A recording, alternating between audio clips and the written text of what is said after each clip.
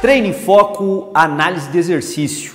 E hoje nós vamos analisar um exercício muito similar ao que nós analisamos semana passada. E o enfoque da discussão hoje não vai ser a pegada pronada e supinada que foi na remada curvada semana passada. O que nós vamos analisar hoje é uma dúvida muito recorrente também do seguidor Treino em Foco. O grau de posicionamento do tronco, o plano de posicionamento do tronco para executar o exercício. O pessoal pergunta muito, muda muito a ativação muscular? Há uma mudança, principalmente quando se faz um crucifixo curvado, que é o que nós vamos ver aqui. Semana passada foi a remada curvada, enfoque em análise em pegada pronada e supinada. Se você não viu, olhe no linkzinho aqui ao lado, observe o que nós discutimos semana passada, que é uma base para o que nós vamos discutir hoje. Então, logo depois da vinheta, vamos à análise do exercício.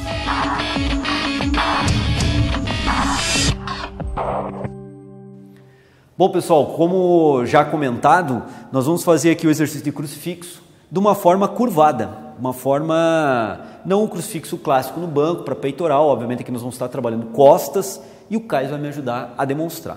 Então o pessoal pergunta muito qual é a musculatura estabilizadora. É a mesma que nós discutimos para a remada curvada semana passada. Então, mais uma vez, olhem o vídeo de semana passada, eu fiz uma discussão rápida sobre a musculatura estabilizadora, é a mesma que nós vamos usar nesse exercício. O que nós vamos analisar agora é o trabalho glenomeral e o posicionamento do corpo. Preservando as curvaturas da coluna vertebral, mantendo sempre essas curvaturas, percebam que o tronco está praticamente no plano horizontal para a execução desse exercício. Como é que ele vai executar o movimento agora? Vai lá, Caio.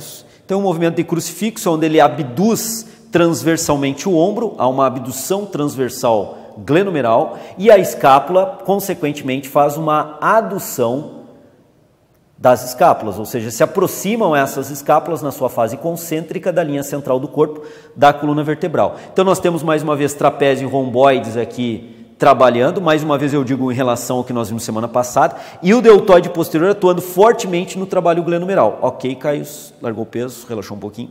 Então essa é uma dúvida recorrente, pessoal. Qual é a posição? Eu particularmente prefiro trabalhar e treinar e prescrever exercício com o tronco praticamente horizontalizado, porque aí o trabalho glenomeral é um trabalho no plano transversal. Então nós temos uma ótima ativação da cintura escapular, particularmente das escápulas, consequentemente uma ótima ativação de romboides, maior e menor, e do trapézio como um todo, seu feixe superior, medial e inferior, para fazer esse movimento de adução. Cotovelo estendido, que garante um braço de alavanca bastante grande para a resistência.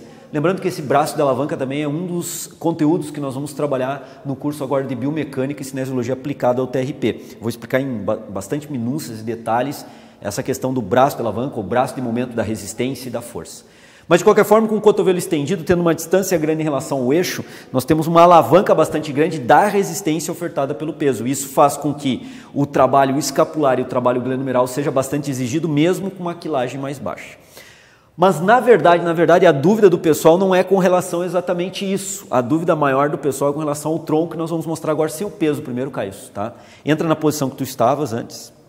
Isso, pode ser mais até. Pra gente, isso.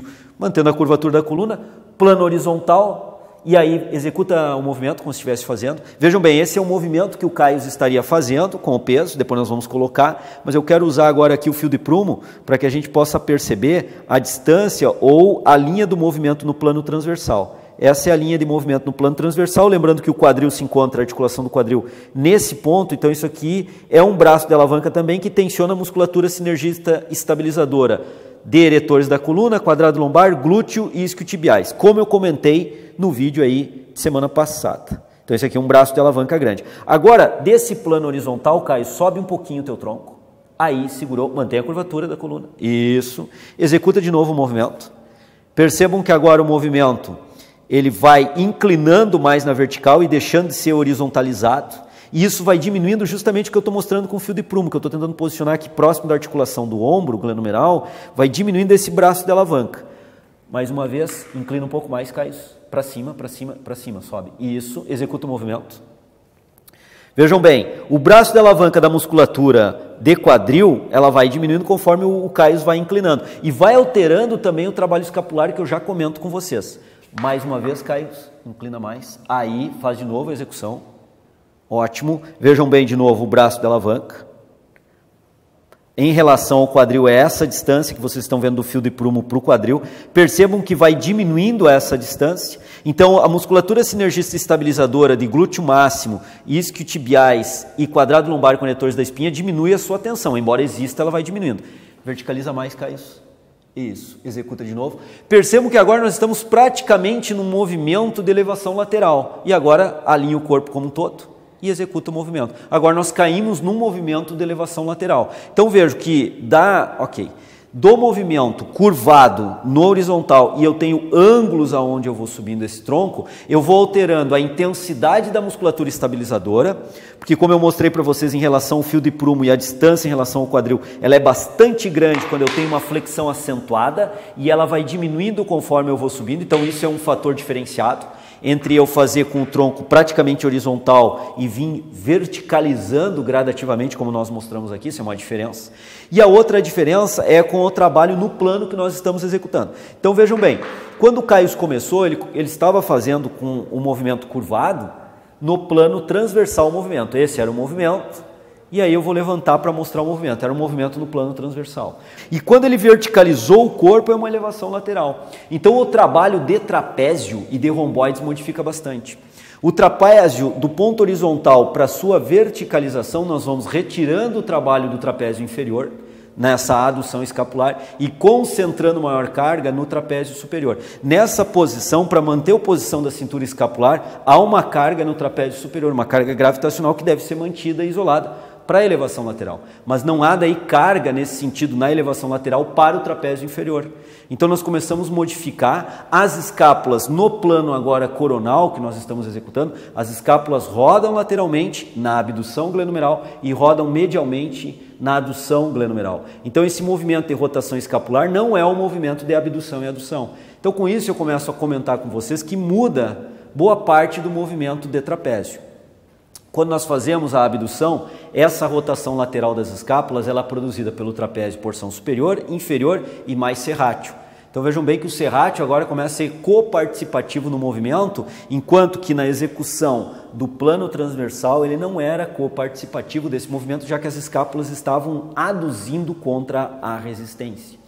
Então percebam que esse posicionamento do tronco, ora mais inclinado, praticamente horizontalizado, ora menos inclinado, praticamente verticalizado ou verticalizado, ele altera sim alguma gama de trabalho.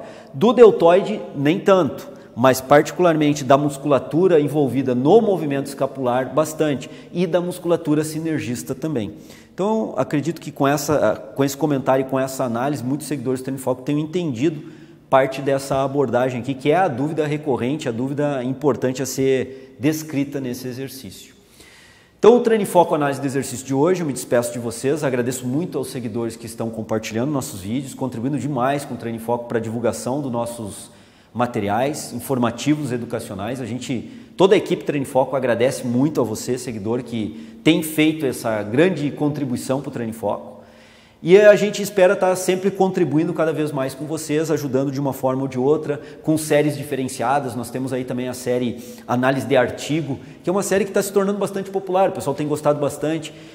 Comentários sobre como se analisar o artigo, pontos positivos, pontos negativos, pontos fortes, pontos fracos, como analisar detalhes, nuances ali, tanto da introdução, quanto principalmente da discussão do artigo. Então a gente está percebendo aos poucos que cada vez mais o nosso público tem se importado, além da análise de exercício em si, que é extremamente prática, também com concepções mais teóricas que envolvem a prescrição do exercício, como é o caso da literatura científica.